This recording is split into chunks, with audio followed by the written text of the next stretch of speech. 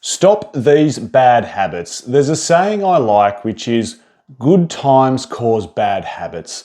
And this can well and truly ring true in the Pokemon investing space. We have been through a phenomenal 18 months. We've seen so many gains, whether it's vintage holos, vintage slabs, modern sealed, Meteora sealed, modern slabs, Meteora, just pretty much the whole market has blown up. So here's things I want you to stop doing. Stop these bad habits. The first one is expecting everything to go up forever. And look, that sounds like a little bit of a no-brainer. I'm not trying to insult anyone's intelligence with that one. But the thing is, what will happen inevitably is this FOMO. People jump on board buying something when something's already run up heaps.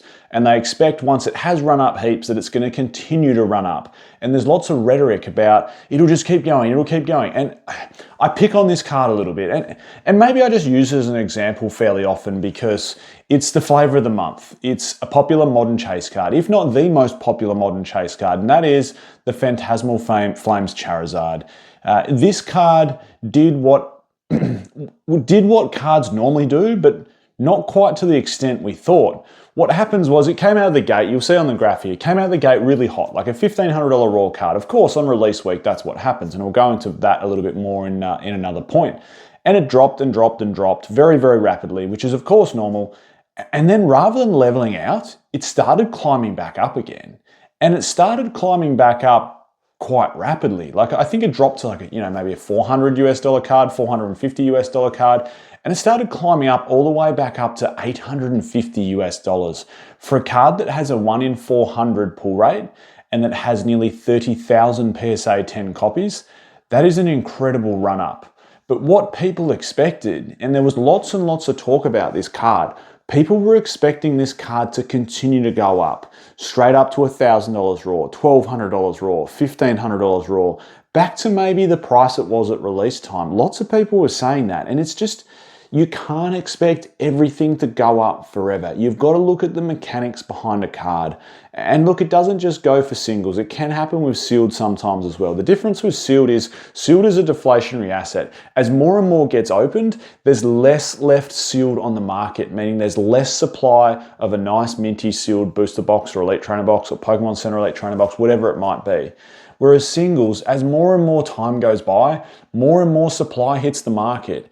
And yes, over time, some of those mint copies don't become mint copies because not everyone puts them straight into a top loader and looks after them. Sometimes they do actually get used and kids might rip them. But for the most part, more and more hits the market. And as more and more hits the market, there's more and more mint copies in sleeves, in top loaders. There's more and more graded cards. And as a result, they just come back down sometimes. Nothing goes up forever. Just please, the first bit of advice I will give you is don't buy something that is already run up expecting it to keep going up forever. That's just, it's a recipe for losing money when you come to investing in Pokemon cards. The second one, and this goes back to the point I mentioned before, is overpaying on release day or release week. And this can be for singles or sealed. Now, sealed has a little caveat attached to it, but singles, this is one of the biggest no-brainers. When we talk about good times causing bad habits, this is the worst one. It's that people want the top chase card straight away. And they might buy themselves a couple of elite trainer boxes or a couple of booster boxes in the hope they rip it, which is the fun of the game. Of course you're going to do that. But then they don't rip it. So what do? They jump straight on eBay and buy it. I want the top chase card. I want it sitting on my display next to my booster box. I want it sitting on my display next to my elite trainer box. And as a result, they are happy to overpay. And we saw it even with Phantasmal Flames Charizard. In the first couple of days, week even, it was like $1,500 plus raw. That is just ridiculous prices.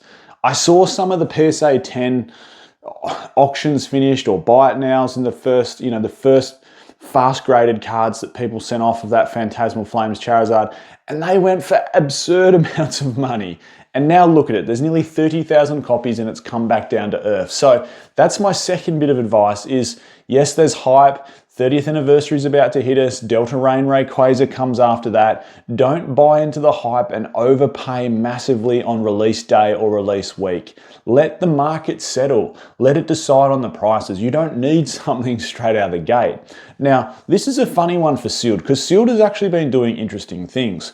Typically what would happen is, a Sealed product would come out and, people would pay a decent amount of money, maybe a little bit over on release because it's brand new. Of course, that's normal. But then it would retract in price a little bit. And in fact, we've seen this come back with Perfect Order, Chaos Rising, and Pitch Black. All of those 3 sets came out of the gate at release and people would have pre-ordered at a higher price, in some cases, at a higher price than what the current secondary market price is now. That's the norm. The norm is it comes out, you do expect to pay a little bit of a premium because it's the all new set. And then, once it's a set old or 2 sets old, it generally nestles down and finds its floor. And maybe even there's a reprint after 3 months or 6 months and we've seen another 2 or 3 sets come out. And then it drops even lower. And then after that, we get this gradual climb back up or a gradual staircase back up in price.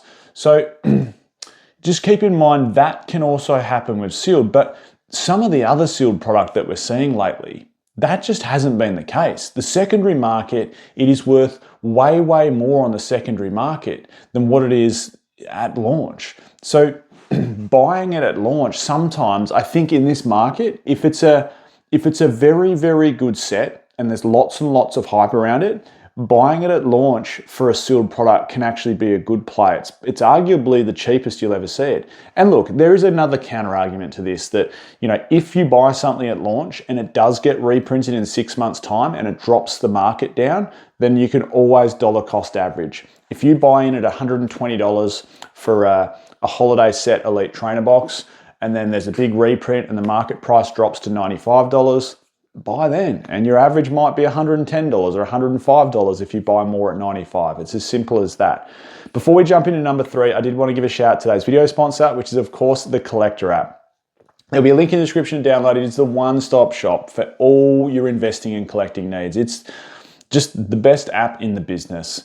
Whether you're a collector or an investor, it has all the data you'll need. If you're a pro user, you can go way back in time. You can look at set analytics for any set to see total set value. You can look at top chase cards. You can look at how they've been performing. You can look at PSA and BGS data.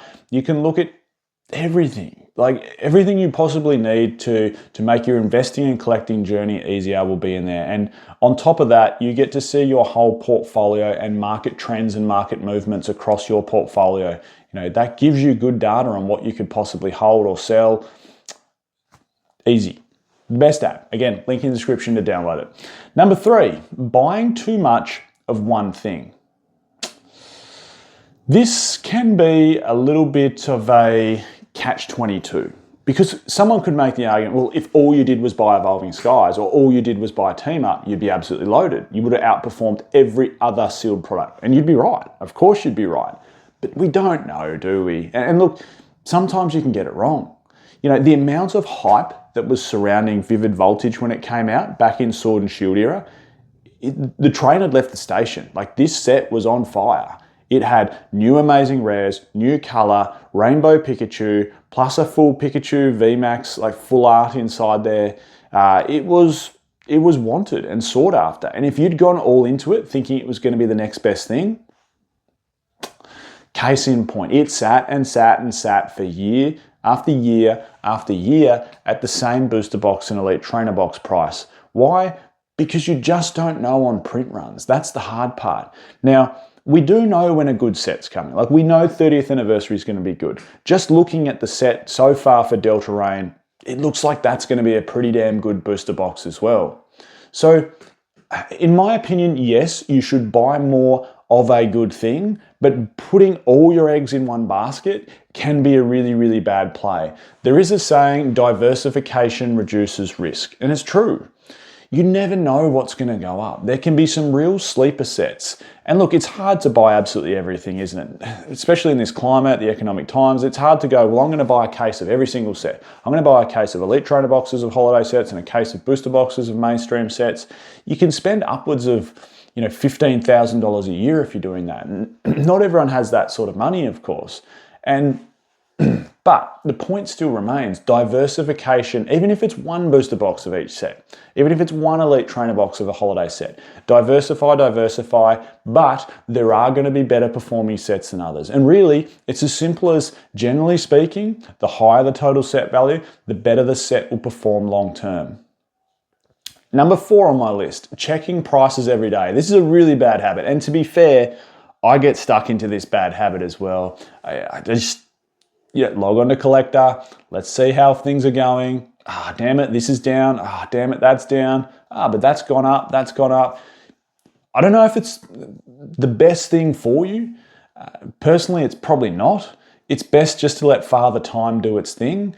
But hey, like I said, hand up, I get stuck in that same thing where I just check prices every day and you think, damn, like, how's that not gone up? How's that not gone up an extra $50 this month? It should have, I predicted that to go up and it hasn't. I made that play and it hasn't quite happened.